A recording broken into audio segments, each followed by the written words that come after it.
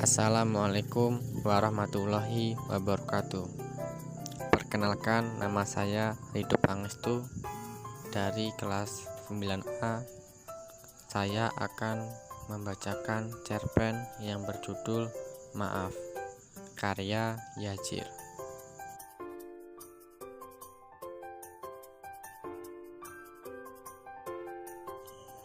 Udara pagi Jakarta masih cukup bersih dan sejuk. Paru-paruku jadi agak harus bekerja keras saat memacu motor di aspal yang sedikit basah bekas hujan semalam. Biasanya aku memang belum pakai helm ketika baru keluar rumah biar bisa menikmati oksigen yang masih berawan. Rehan, jalan ya mah, kataku setengah teriak sambil membuka pintu pagar. Iya nak, hati-hati, jangan ngebut ya, balas ibuku berteriak dari dapur. Hari itu aku nggak terburu-buru amat berangkat ke kampus. Aku bangun lebih awal, mungkin karena tidurnya juga masih sore. Gara-gara malas basa-basi di depan keluarga jauh yang lagi bertamu, aku putuskan masuk kamar dari jam 8. Konten mendaki gunung di kanal YouTube Firza Besari dan Desawin jadi pengantar tidurku semalam itu. Kupacu sepeda motor Matic keluaran 2015 ini dengan kecepatan kurang lebih 40 km per jam. Sebelum masuk kawasan yang mulai ditongkrongi polisi, aku menepi untuk memakai masker penutup wajah dan helm. Aku kembali tancap gas. Kini kaca helmku mulai dihantam udara yang sudah terkontaminasi. Bukan cuma debu, bongkahan kecil bara api rokok dari pengendara motor yang ada di depan juga sering jadi ranjau. Tapi gak usah repot ceramahin mereka jangan merokok di jalan. Cukup kita saja yang waras, mengantisipasinya dengan helm atau kacamata ketika naik motor. Aku sudah berada di lampu merah pertama di sebuah persimpangan. Banyak pengendara lain berjajar di samping kiri dan kananku menanti lampu hijau menyala. Seperti pembalap di garis start, mereka siap-siap tancap gas bila waktunya tiba. Aku sih santai aja, masih lumayan pagi, pikirku. Lampu hijau menyala. Beberapa sepeda motor di belakang kompak membunyikan klakson. Sumpah, itu ganggu banget. Mereka pikir kami yang berada di barisan paling depan nggak tahu kalau lampu hijau tanda boleh berjalan. Pengendara yang bikin SIM-nya nembak juga tahu kalau lampu merah warnanya merah. Ya iya dong. Aku mulai tarik gas pelan-pelan. Tiba-tiba, ini cewek kayak aku kenal deh, kataku dalam hati.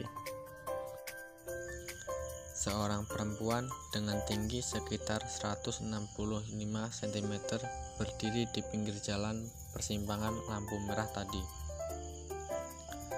Gaya pakaiannya agak tomboy, jeans, kaos putih, dan flanel ketat biru dongker. Rambutnya yang lurus sebahu dikuncir kuda. Wajah tirusnya serius menatap layar ponsel. Aku yakin sekali kenal sama perempuan itu. Ya, dia adalah mantan pacarku.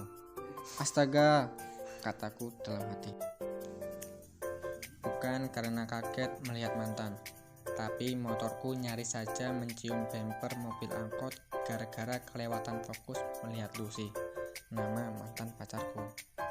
Beruntung, aku sigap memperlambat laju motor dan melakukan manuver cepat ke kanan dan ke kiri seperti Rossi dalam duel legendarisnya di MotoGP Qatar 2015 silam. Keahlianku mengendalikan motor mulai dibicarakan saat bikin SIM bareng teman-teman SMA di Samsat. Aku jadi primadona di lintasan ujian praktik waktu itu. Aksiku dalam melakukan manuver zigzag di lintasan yang sudah didesain sedemikian rupa jadi tontonan orang-orang. Soalnya balok yang jadi pembatas aku tabrak semua. Wajah Lucy masih terparkir di benakku. Jantungku berdebar kencang. Pikiranku nggak karu-karuan. Aneh, padahal aku nggak lagi nonton drama Korea. Produk abstrak bernama cinta itu memang paling pintar bikin darah di dalam tubuh mendadak mengalir deras. Jantungku akhirnya jadi bekerja lebih keras. Mungkin ini yang namanya jatuh cinta pada pandangan. Nggak pertama juga sih, dia kan mantanku. Lucy adalah pacarku dulu saat masih SMA. Kami memadu kasih selama 2 tahun kurang 2 bulan. Ray, kita kayaknya nggak bisa lanjutin hubungan ini. Aku diminta papa lanjutin kuliah di London setelah lulus SMA. Kata Lucy mutusin aku waktu itu. Lucy berdalih takut bikin kecewa kalau kami tetap pacaran dengan jalani jarak jauh alias LDR. Ya mau gak mau aku ikuti saja. Aku relakan cinta pertamaku pergi begitu saja. Aku putuskan putar balik meski cukup jauh dan kembali berhenti di lampu merah tadi. Mudah-mudahan Lucy masih ada nih, kataku berharap dalam hati. Aku harap-harap cemas saat berada di barisan ketiga lampu merah. Begitu lampu hijau menyala, aku serampangan membunyikan klakson agar mereka yang ada di barisan paling depan cepat berjalan. Ini orang lama banget sih jalannya, udah tahu lampu hijau, pasti bikin SIM-nya nembak, kataku kesal dalam hati. Beruntung, Lucy masih pada posisi yang sama. Tapi kini dia mulai nampak cemas. Aku menepikan motorku di pinggir trotoar tepat di depan Lucy. Kami berjarak sekitar 1,5 meter. Lucy, panggilku dari atas motor. Lucy tampak kebingungan. Oh iya, aku belum melepaskan helm dan masker penutup wajah. Kini wajahku sudah terlihat jelas. Lucy pun kaget disusul semberinya. Senyum manisnya bikin aku kembali ke masa-masa itu. Gak seperti di film-film yang gerakannya dibikin slow untuk mempercantik adegan.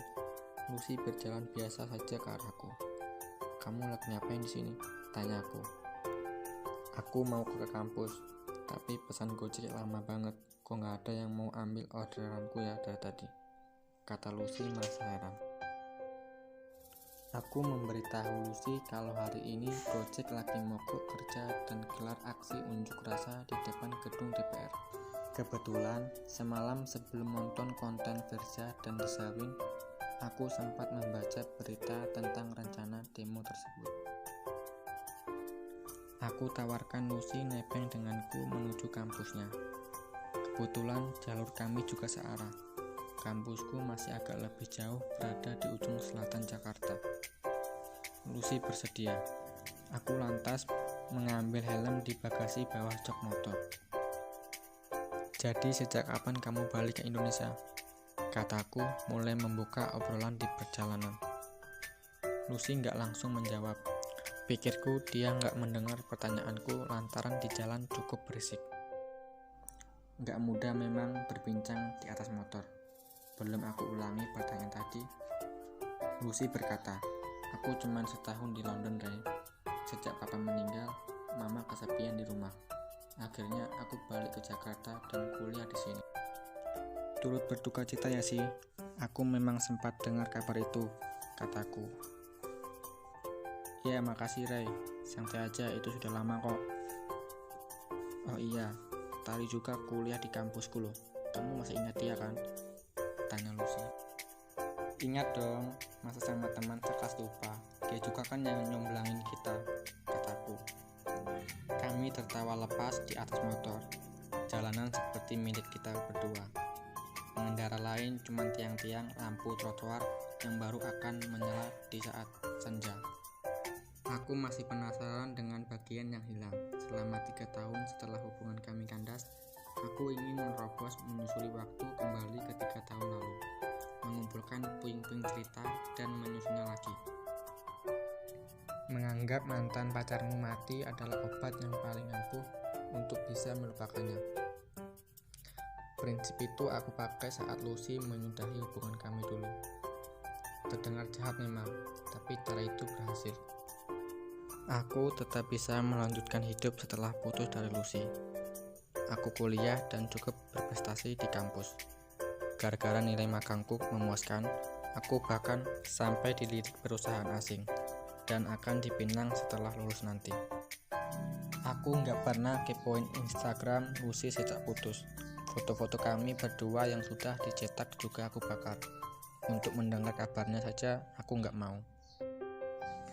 Tapi aku nggak bisa melarang Tari bicara saat dia mengabarkan papanya Lucy meninggal. Aku nggak membenci Lucy. Aku cuma memindahkan rasa cinta itu ke dalam laci di hatiku di sudut paling jauh. Tapi setelah pertemuan di persimpangan tadi, laci itu terbuka sendiri. Rasa cinta itu aku biarkan bersemi lagi. Setahun di London lumayan lama juga ya. Ada cerita apa saja di sana? Tanyaku. Lucy seperti tak tertarik mendengar pertanyaan itu. Sambil menepak pundakku, dia berkata, "Nanti kita tukeran nomor ya. Kita janjian di lain waktu.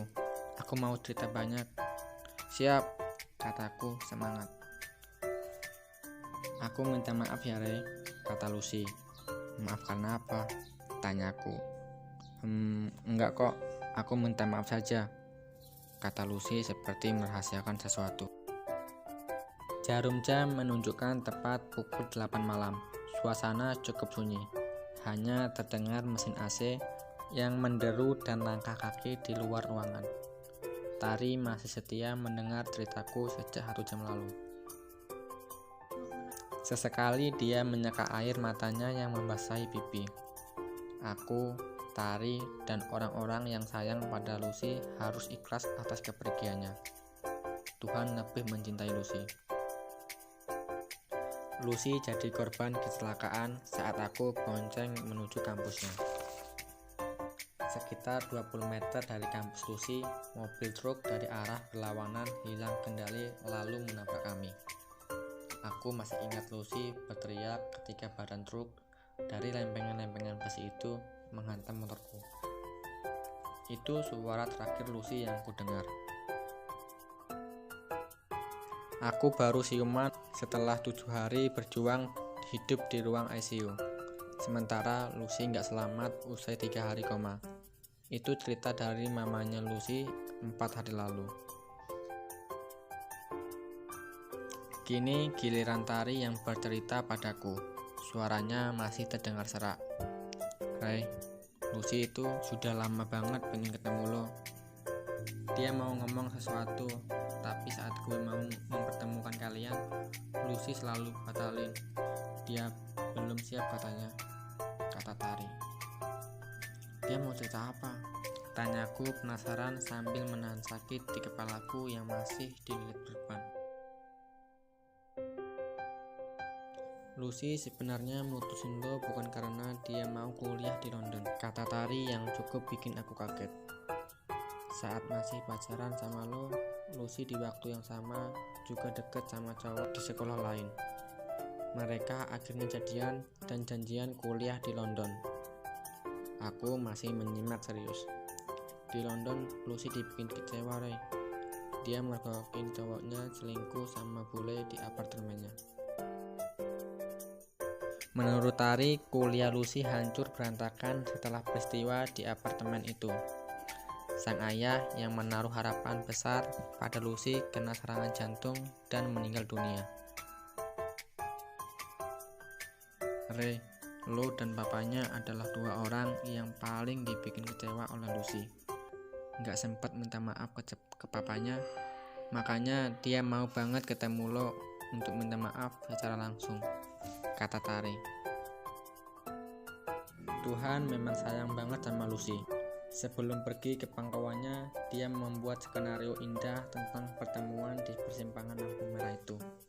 Lucy mendapatkan kesempatannya untuk meminta maaf. Tapi percayalah, sebelum kamu minta maaf, Tuhan sudah membuka hatiku untuk memaafkanmu. Selamat jalan, Lucy.